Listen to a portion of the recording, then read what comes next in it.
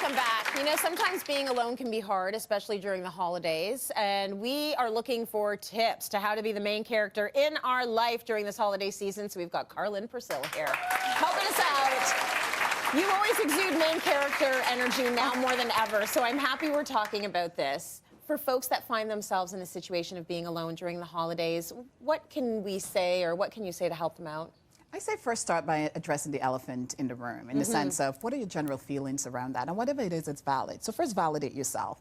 Yeah. And secondly, main character energy is actually quite new for a lot of us. We weren't taught to choose ourselves. We weren't taught to explore and examine spaces in our lives. So I would say start there, and then be very intentional about asking yourself, who am I when I'm not hard on myself? And if you had to design a dream weekend for yourself and be totally selfish, which by the way is totally being self-care. Yes. And choose what would you put in that weekend and how would you celebrate yourself? Oh, I like that. That's why I start planning my birthday 6 months in advance. I mean, let's go.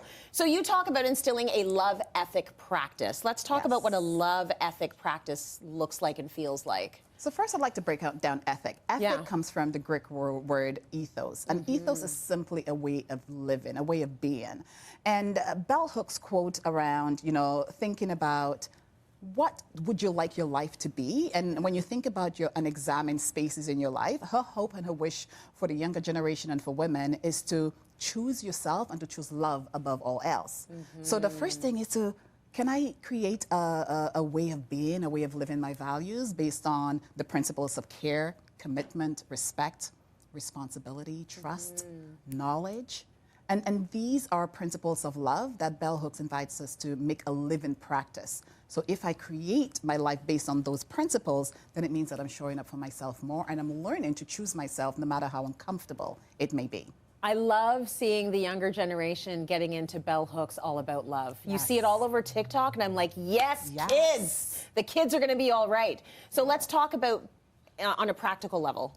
What are we doing during the holidays to embody some of these things? Yeah, so whether you want to sit at home watching Christmas movies and doing nothing, that's perfectly fine. Yeah. But for those who would like to dive in deeper and to celebrate, the parts of their lives that they would like to bring into the new year, I would say start with care. Be intentional about what would you like to explore. And if there's an interest that you have, build something around it. Invite friends over. Create, share it with others so that they can participate as part of it. Yeah, I love that.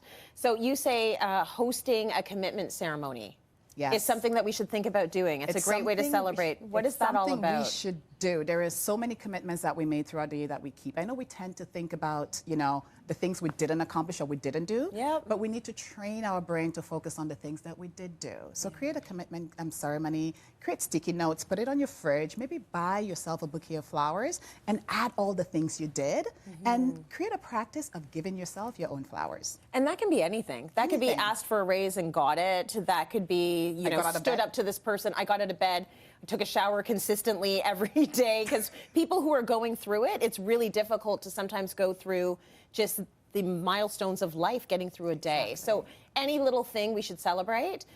One thing you say, and I love this thought, is that hope is a mindset. Let's talk about hope, because I feel like hope is crucial. It is. And with hope being a mindset, you get to learn to trust yourself more. Self-trust, again, is not something we practice a lot. So with hope as a mindset, you're saying, I get to choose myself every day, even on the days I'm not sure what I'm doing or where I'm going. So when we do that, we also create a practice where we be a blessing to others as well. Because one of the most powerful parts of, I think, the responsibility of love and the knowledge of self-love is your ability to not just impact your life, but also to be a blessing to someone else, whether that's an intentional smile or stopping to say hello or to say good morning.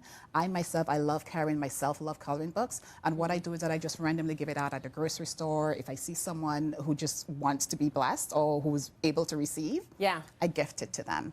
We can create that love practice, but it starts with us. I want to know how they respond when you give them a free coloring book. Because they're good, huh? You never know in this city. Sometimes people are like, thank you, and sometimes people are like, stay away. I have my own pencil crayons, thank you very much. But I think that that's beautiful, and I think we all need to get into the habit of doing random acts of love and kindness. It would be a lovelier place to live if we did that. It would. Kar, thank you for that. Let's stay within this whole idea of making yourself a top priority this festive season with the invaluable gift of revitalization and tranquil sleep. It is so important. Thanks to our friends over at TSC, one lucky audience member will be going home with the exclusive Smart Silk bedding set, which consists of 1 premium silk duvet comforter and 2 silk pillows. The total value is over $450. Thank you, TSC. And don't forget to shop today's show by scanning the QR code below to snag these for yourself. Let's head to break. More coming up after this.